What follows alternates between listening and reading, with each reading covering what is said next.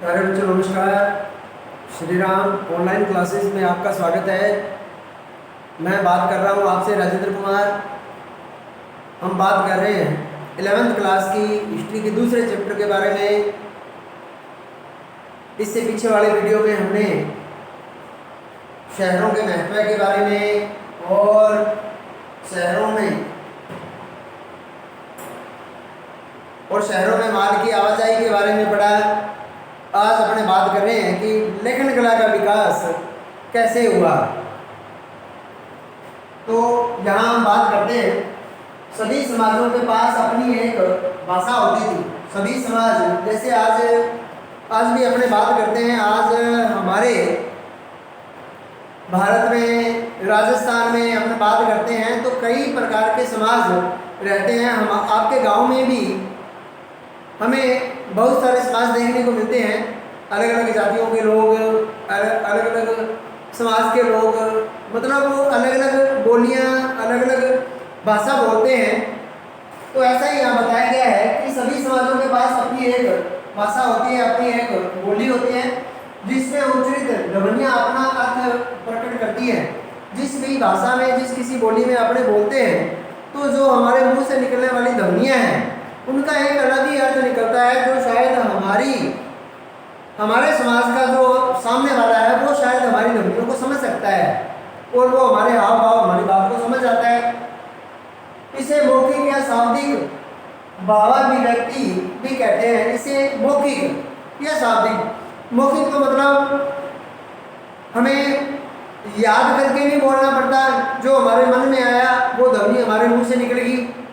भावाभिव्यक्ति, और प्रत्येक व्यक्ति के अलग अलग भाव से ये ध्वनियाँ उसके मुंह से निकलती हैं।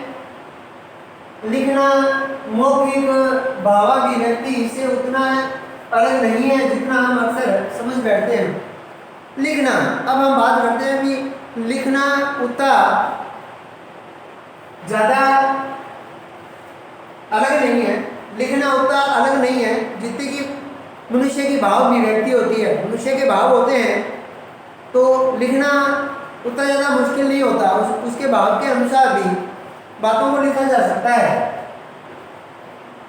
जब लेखन या लिपि के बारे में बात की जाती है तो उसका अर्थ उच्चरित ध्वनियाँ जो दृश्य है, संकेतों या चिन्हों के रूप में प्रस्तुत की जाती है। यहाँ हम लेखन या लिपि के बारे में बात करते हैं। हम लेखन के बारे में, लेख के बारे में, शाब्दिक अर्थ के बारे में, लिपि के बारे में बात अगर अपने करते हैं तो उच्चरित ध्वनियाँ, जो हमारे मुंह के द्वारा जो ध्वनियाँ निकाली जाती हैं या जो दृश्य हमें दिखाई देते हैं उनकी ओर अपने संकेत करते हैं या कुछ ऐसे चिन्ह होते हैं, तो उसके रूप में लेखन कला या लिपि को प्रस्तुत किया जा सकता है, उसको बताया जा सकता है। आगे हम बात करते हैं मेसोपोटामिया में जो पहली पट्टिकाएं पाई गई। मेसोपोटामिया में जो पहली पट्टिकाएं, पहली भाषा या पहले शब्द अक्षर जो भी पाए गए वे लगभग 3200 ईस्वी पूर्व की है। आज से लगभग 3200 ईस्वी पूर्व उनको लिखा गया था।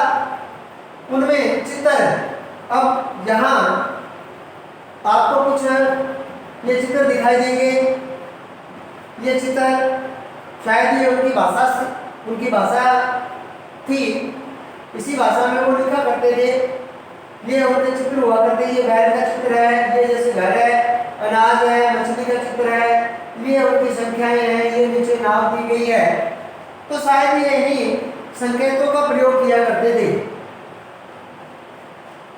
वहाँ बैलों, मछलियों, रोटियों आदि की लगभग 5000 सूचियां हमें मिली हैं।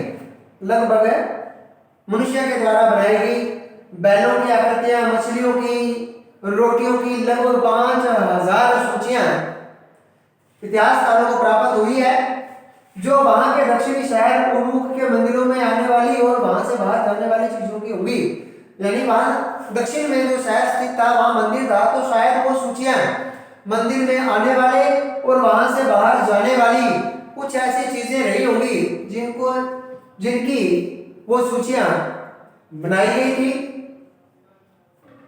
लेखन कार्य तभी शुरू हुआ जब समाज को अपने लेन देन का सही हिसाब रखने की जरूरत पड़ी। अब हम बात करते हैं कि लेखन कला।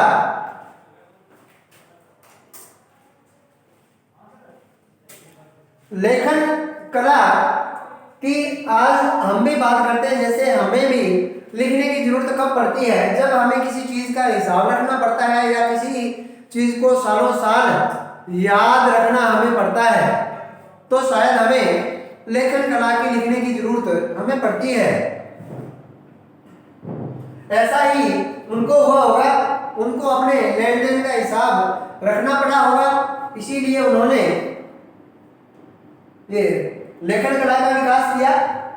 क्योंकि शहरी जीवन में लेन देन अलग अलग समय पर होते थे। अब जो शहर का जीवन है वहाँ जो लेन देन जो होता है, लेना देना, कई प्रकार की वस्तुएं, जैसे हमने पीछे वाले वीडियो में देखा कि बहुत से प्रकार की धातुएं तुर्की, ईरान जैसे शहरों से मंगाई जाती थी और वहाँ से उनको कपड़े, कृषि जन्य सामान उनको भेजा जाता था। तो यहाँ बात की जा रही है कि लेन देन की अलग अलग समय पर आवश्यकता होती है, यानी कुछ लेन देन ऐसे होते हैं जिनकी आवश्यकता अलग अलग समय पे होती है। जैसे फॉर एन एग्जाम्पल, अपने ऊनी कपड़े खरीदते हैं तो शायद ऊनी कपड़ों की जरूरत हमें शीतकाल में होती है, उनको अपने ग्रीष्म काल में नहीं खरीदते। और अपने को सूती कपड़ों की जरूरत अपने को ग्रीष्म काल में होती है, न कि शीतकाल में। तो ऐसे समय समय पर उनको अलग अलग तरीकों से खरीदना पड़ता था। उन्हें करने वाले भी कई लोग होते थे। अब वो काम करने वाले, लेन देन करने वाले, हिसाब रखने वाले भी बहुत प्रकार के लोग होते होंगे। अब उनकी भी उनको मासिक वेतन या जैसे उनका सिस्टम था उनको देना पड़ता था। तो अब उनका हिसाब किताब भी, उनका लेन देन भी उनको रखना पड़ता था। और सौदा भी कई प्रकार के माल के बारे में होता था। सौदा कई प्रकार के माल के बारे में, जैसे जोहरी को सोने चांदी या बहुमूल्य पत्थरों की जरूरत होती थी। कपड़ा बनाने वाले को रुई वगैरह की आवश्यकता होती है, जैसे बढ़ई को लकड़ी की आवश्यकता होती है, औजार बनाने वाले को लोहे या कांसे के धातु की आवश्यकता होती है। तो ये सौदे भी कई प्रकार के होते थे अलग अलग। आगे हम बात करते हैं मेसोपोटामिया के जो लोग थे वो मिट्टी की पट्टिकाओं पर लिखा करते थे। अब मिट्टी की पट्टिका बना लिया करते थे और मिट्टी की पट्टिका के ऊपर वो लिखा करते थे। मेसोपोटामिया के लोग लिपिक चिकनी मिट्टी को गीला करता था। अब जो लिपि को होता था उनका, वो चिकनी मिट्टी को गीली कर देता था और फिर उसको गूंद कर और थाप कर एक ऐसे आकार की पट्टी का रूप दे देता था। जैसे उनका लिपिक होता है, जैसे आज के समय में अपने घर में औरतें आटा गूंथती है, आटे को गीला करके आटे की लोई बना लेती हैं और उसको मनचाहा आकार दे सकती है। तो उसी प्रकार उस समय भी लिपिक जो होता था वो चिकनी मिट्टी को गूंथ कर और उसको एक पट्टिका का आकार दे देता था, जिसे वह आसानी से अपने एक हाथ में पकड़ सके। एक ऐसी पट्टी जो अपने पेपर पट्टी होती है शायद उसी प्रकार की, जिसे वो हाथ में पकड़ सके। वह सावधानी पूर्वक उसकी सतहों को चिकना बना लेता था। फिर सरकंडे की तिल्ली की तीखी नोक से वह उसकी नम चिकनी सतह पर खिलाकर चिन्ह बना देता था। अब मिट्टी को वो बड़े ध्यान से अपने हाथ में पकड़ लेता था। मिट्टी थोड़ी थोड़ी गीली होती थी। फिर वो सरकड़ा जो होता है हमारे घर, उसकी तिल्ली लेकर उससे धीरे धीरे बड़े ध्यान से उसके ऊपर वो कील की तरह अक्षर को वो कुरेद देता था। जब यह पट्टिकाएं धूप में सूख जाती थी तो पक्की हो जाती थी और वे मिट्टी के बर्तनों जैसी ही मजबूत हो जाती थी। जैसे कि आज अपने मिट्टी के बर्तन देखते हैं, मिट्टी के बर्तन मिट्टी के बड़े होते हैं, लेकिन उसको पकाने के बाद वो सूखकर और भी ज़्यादा सख्त हो जाते हैं। तो ऐसे ही वो मिट्टी की पट्टिकाएं भी हो जाती थी। जब उन पर लिखा हुआ कोई हिसाब, जैसे धातु के टुकड़े सौंपने का हिसाब असंगत या गैर जरूरी हो जाता तो उस पट्टिका को फेंक दिया जाता था। अगर हिसाब गलत हो जाया करता था, कई बार हमारे लेन देन में भी गड़बड़ी हो जाती है, हम भी कुछ गलती कर बैठते हैं, शोधों में लिखने में गलती कर देते हैं, तो शायद उनसे भी गलती हो जाया करती थी। तो आज तो अपने पेंसिल का लिखा हुआ अपने साफ करके दोबारा लिख देते हैं, पेन का लिखा हुआ काट देते हैं। तो शायद ये कला उस समय नहीं होती थी। उस समय अगर कोई भी लिखावट या कोई सौदे में फर्क आ जाता है तो उसको वो पट्टी को फेंक दिया करते थे और उसकी जगह नई पट्टी लेकर उस सौदे को वो दोबारा लिखा करते थे।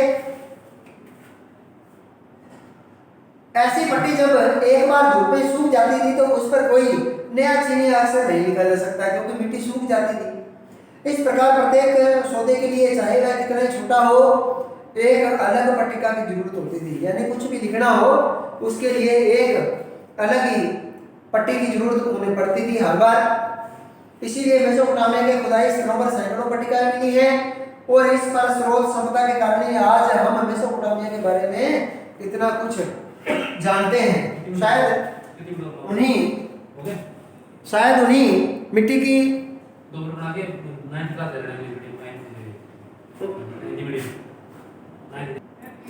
अब अपने बात करते हैं कि सौदा चाहे कितना ही बड़ा हो कितना ही छोटा हो, हर बार उनको एक नई पट्टी की जरूरत पड़ती है। जैसे कि हमें भी हर बार एक नए कागज की जरूरत पड़ती है, कोई नया हिसाब लिखने के लिए, कोई नया सौदा करने के लिए, किसी के बारे में कोई भी अगर अपनी जानकारी लिख रहे हैं तो हमें हर बार एक नए पेज की आवश्यकता होती है। तो शायद उनको भी एक नई पट्टी की आवश्यकता उसमें होती थी और शायद इन्हीं पट्टियों के कारण हमें मेसोपोटामिया के बारे में इतनी जानकारी मिली है।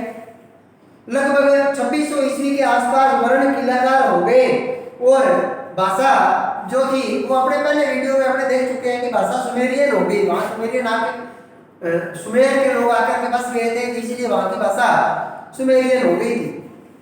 अब लेखन का इस्तेमाल हिसाब किताब रखने के लिए ही नहीं बल्कि शब्दकोश बनाने, भूमि के हस्तांतरण को कानूनी मान्यता प्रदान करने, राजाओं के कार्यों का वर्णन करने और कानून में कोई परिवर्तन करने के लिए जो देश की आम जनता के लिए बनाए जाते थे उनके लिए भी अक्षरों का प्रयोग किया जाने लगा। मेसोपोटामिया की सबसे पुरानी ज्ञात भाषा सुमेरियन का स्थान है, जो 2400 ईस्वी पूर्व के बाद धीरे धीरे अकदी भाषा ने ले लिया। धीरे धीरे अकदी भाषा का विकास हुआ।